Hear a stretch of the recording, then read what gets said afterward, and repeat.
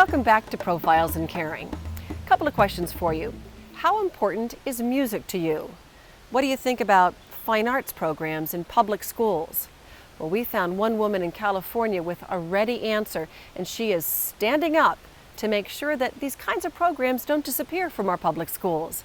Doug Jardine meets her now in California. Well, I can honestly tell you that my favorite memories as a child revolve around music. Music in my home and music especially in the school. My dad was a high school band teacher. My mom traveled around the school district teaching kids to sing. But it seems like when budget cuts happen, the first thing to get the axe are the fine arts. Well, today I introduce you to our modern day Robin Hood for music. Her name is Lisa Crawford, and she wants to make sure that music stays in our schools. She's doing that right here in Redondo Beach, California, as she teaches here at Washington Elementary School. All eyes on me, please. 1, 2, 1, 2, 3. Sing, sing, sing, sing. The concert for which these kids are preparing will not be attended by 2,000 people paying $10 apiece. No cheerleaders will be there, and chances are really good there will be no college scouts or coaches in the crowd looking to have one of these kids sign a letter of intent. These are kids with their music teacher singing because they love to. 1 minute or 1 year we'll have a program, and then the next year we do not have a program. And this has been consistent throughout our state, as you know, that and most states actually, where the inconsistency in delivery of K-12 music is iffy at best. So the Music Stand Foundation is really trying to look at changing attitudes. Lisa Crawford has tackled one of the toughest of all battles, keeping music as a part of a K-12 curriculum, first in her own school, then district, and then in her own state of California, and perhaps throughout the nation. But back for a minute to her own district, because it is there her Music Stand Foundation must win before she can do anything else. I worked in a neighboring school district for 18 years prior to coming here, and I absolutely count my blessings every day for working in this school district, because I know firsthand that not all school districts and all students are as lucky to have the kind of commitment to the arts that this community has.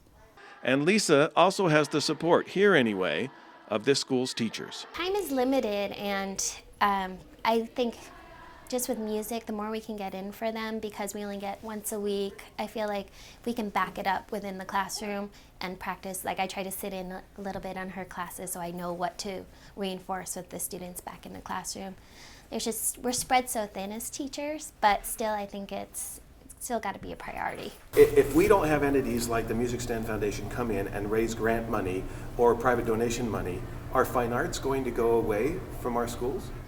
Well, this coming year you see in California a huge problem with the education budget, with the education system, as it has just received a very large grant from the governor for arts education. All of a sudden you see a major shift in the education budget overall in the state.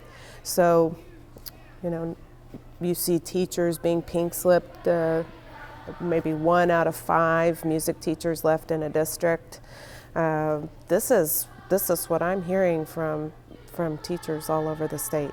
So the Music Stand Foundation says, let's stop the pendulum swings by stopping and looking and evaluating and identifying funding sources that can be implemented and never diverted to some other purpose other than music education.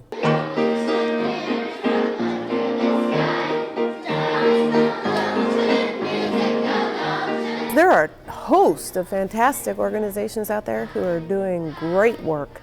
Some are focused on the middle school level, some are focused on the high school level. The Music Stand Foundation is particularly focused on elementary level because it's usually the first to go. And even music educators forget that it's elementary music programs that make their programs really great or not. What Lisa Crawford is doing here is what most who are committed to keeping music in schools have done for years.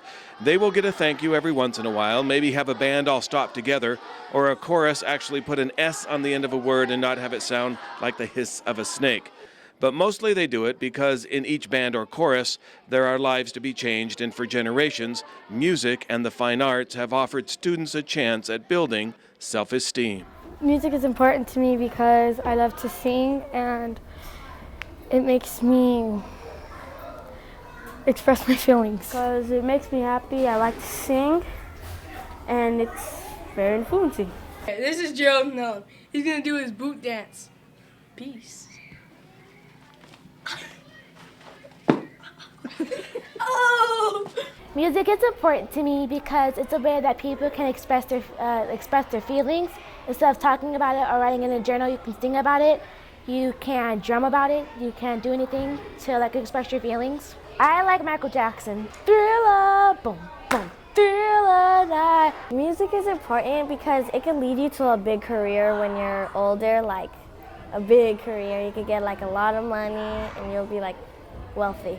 Throughout my years, I've learned that my family has a great passion of music, and ever since I was 4, I kept singing, and that I've gotten into.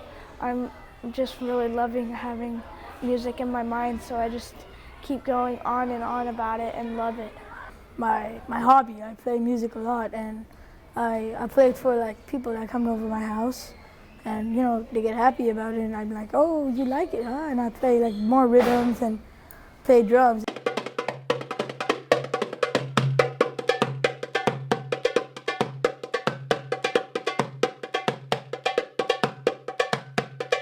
And I understand the challenges that administrators feel, even if they're hugely supportive of arts or music education. I do understand.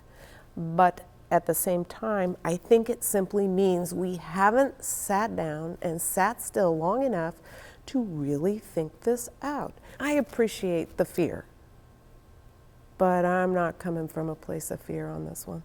That we have to figure this out.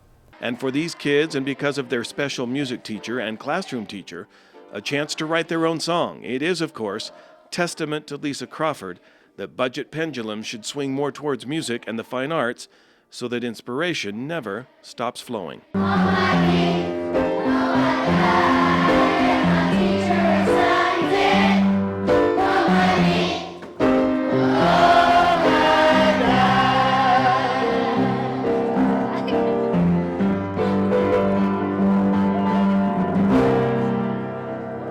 If one child moves out of this school and can stand taller and more independent and more sure of him or herself because of music, then it was all worth it.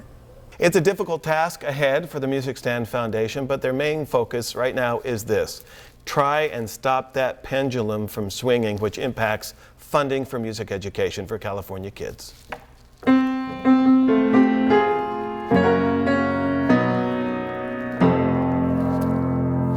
Not bad. Thank heavens for music in my elementary school.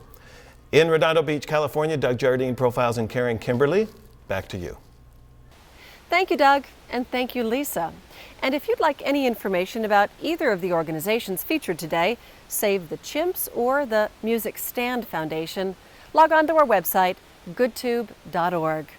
For all of us at Profiles in Caring, I'm Kimberly Perkins. Thanks for watching, and thanks for caring.